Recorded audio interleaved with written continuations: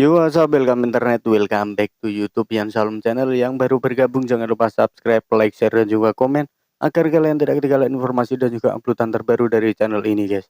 Oke, dan saya doakan buat kalian yang bergabung semoga diberikan kesehatan, kelancaran, serta rezeki yang melimpah, amin. Seperti biasa, kali ini kita akan membahas sesuatu yang kontroversi di Malaysia gitu, guys. Bagaimana Malaysia juga kagum dengan pemilu Pilpres kemarin yang ada di Indonesia yang dimenangkan oleh Pak Prabowo Subianto dan juga Mas Gibran gitu, guys. Oke, dan nanti kita juga bisa memberikan opini di belakang, nanti kita bisa membahas, berdiskusi, dan langsung saja tanpa perpanjang durasi tonton kalian. Untuk link video original ada di deskripsi paling bawah. Langsung saja check it out. Bagaimanakah kita bisa bersaing dengan Indonesia? Malaysia membahas kemenangan Prabowo Gibran. Jangan lupa subscribe, guys. Khairul channel. Malaysia soroti pemilu Indonesia, benar? Ya, benar, betul. Belakangan ini, media dan televisi dari Malaysia tampak sangat tertarik pada perkembangan politik di Indonesia. Mereka tidak hanya sibuk melaporkan hasil pemilu, tapi juga pakar politik Malaysia membahas potensi kepemimpinan pasangan Prabowo Gibran. Dan hasil quick count menunjukkan kemenangan mereka sekitar 58%. Oh, tinggi, guys, ya? Termasuk hampir 100%. 51% Diskusi mengenai masa depan Indonesia di bawah kepemimpinan Prabowo Gibran menjadi topik hangat di media Malaysia. Berikut adalah cuplikan dari pembicaraan tersebut di TV Astro. Semangat Indonesia itu, Tan Sri Johan Jaafar petang tadi kata bangsa Indonesia itu memang bangsa yang cukup bangga. Tetapi kebanggaan itu hari ini ditandai dengan pencapaian yang mereka buktikan sendiri. Itu dilakukan ketika era Jokowi. Itu Pemanda Grab juga yang cakap. Tapi satu perkara, kalau memandang ke hadapan, kalau dengan semangat yang ada, infrastruktur yang mereka ada, jumlah populasi yang besar, kekayaan negara yang ada, bagaimana kita nak bersaing dengan mereka tu? Bagaimana kita nak bersaing dengan mereka tu?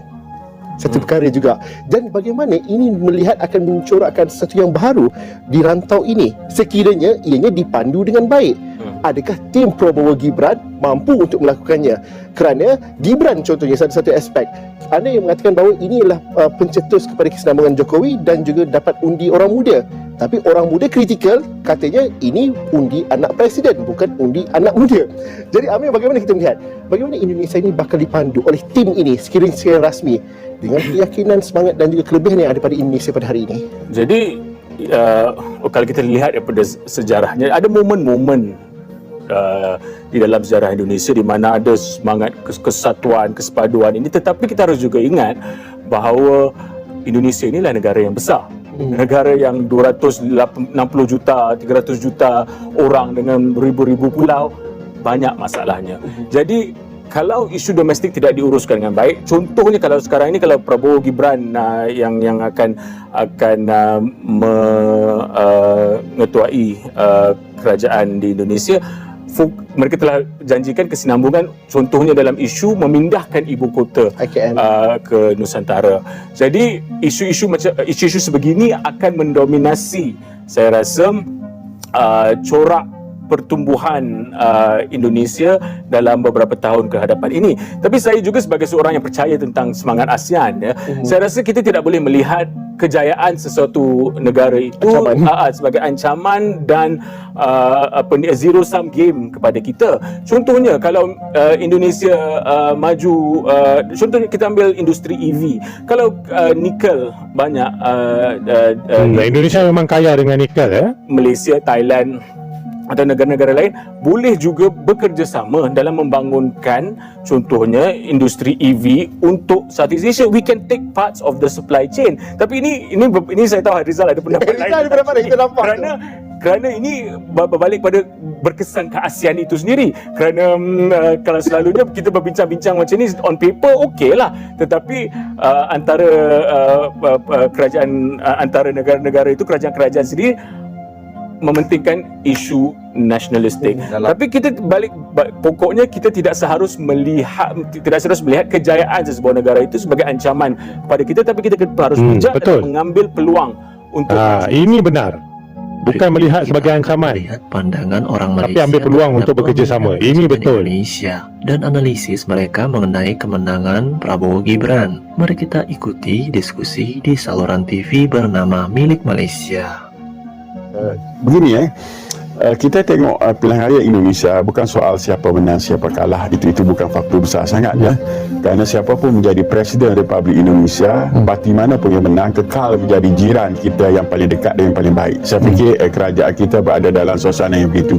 Cuma kita nak tengok suasana pilihan raya di tempat mereka, sistem yang mereka buat, cara mereka berkempen, apa yang bagus yang boleh kita contohi di Malaysia. Satu perkara, Pak Prabowo ini yang tidak ada pada 2019, beliau mendapat dukungan sepenuhnya daripada elit tentera. Ini tak pernah dibincangkan di stesen TV dan media. Itu kelebihan Prabowo 2019, walaupun beliau itu bekas Panglima Kopassus. Kopassus ini komando pasukan khusus, Lieutenant Jeneral bintang 3. Tapi sebenarnya jenderal-jenderal di atas beliau tidak menyokong beliau 2014, 2019. Tetapi hari ini saya perhatikan lebih pada 90% yang tidak menyokongnya 2019 bersama beliau. Pada waktu itu kita dah bincang di kalangan ahli akademik dan intelektual yang kaji tentang Indonesia, baik di Singapura, kawan-kawan kita di Melbourne dan sebagainya. Kita mengatakan ini petanda beliau akan menang. Yang kedua adalah media. 2019 beliau tidak disokong oleh media. Tapi pada tahun ini hampir semua media bersamanya. Kenapa? Benar guys ya? Kerana pemimpin-pemimpin media itu sebahagian daripada penyokong tegarnya hari ini. Itu alright. dan faktor yang ketiga sudah tentulah kerana Banyak kelebihan yang berpihak kepada Jadi saya Prabowo, fikir banyak lagi faktor lain, tapi inilah antara faktor besar yang menyebabkan beliau imej beliau telah bertukar, beliau boleh menang dengan begitu mudah dan sebagainya. Cuma dalam survey semua orang kata dia menang. Cuma orang tak berani mengatakan sama ada beliau menang mudah atau menang dalam susah. Maksud menang mudah, menang satu putaran. Apa maksud menang satu putaran?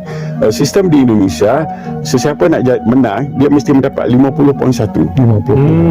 Betul. Itu dia. Itu sistem dekat di Indonesia. Mana survey yang dibuat, orang dapat 46, 48, 49 dan dekat dengan minggu bertenang 10 hari bulan itu, ada 3 survey utama telah menetapkan beliau berjaya mendapat 51%. Dan ada yang belum buat keputusan dalam 11-12. Jadi tidak terkejutlah kalau keputusan itu ada pada hari ini, beliau mendahului. Dan kita perlu fahami dalam konteks Indonesia, quick count ini sebenarnya tak jauh bezanya dengan keputusan rasmi yang akan diumumkan nanti.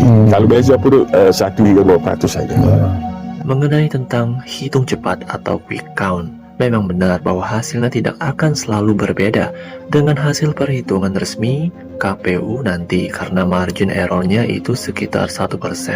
Namun Prabowo Gibran didukung oleh semua media di Indonesia adalah keliru.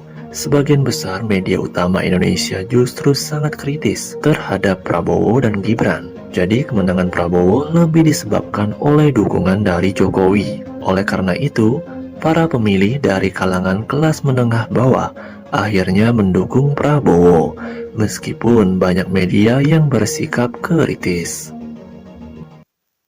Oke, dan itu tadi adalah reaksi dari orang Malaysia guys. Bagaimana mereka juga kagum dengan sistem pemilu yang ada di Indonesia itu, khususnya Pilpres kemarin gitu. Dan mereka juga sempat ingin apa ya guys, kayak bekerja sama atau apa gitu melihat perkembangan Indonesia saat ini guys. Dan mereka juga cukup salut dan semangat mengikuti jejak-jejak Indonesia gitu guys. Dan mereka pun juga tahu kalau Prabowo Gibran itu menang, bahkan hasil real count nanti juga itu tidak akan jauh beda gitu selama ini sama hasil real countnya gitu guys. Oke, dan buat kalian yang punya opini lain tulis aja di kolom komentar, nanti kita bisa berdiskusi di sana. Dan terima kasih, kalau ada salah kata saya mohon maaf. Wassalamualaikum warahmatullahi wabarakatuh.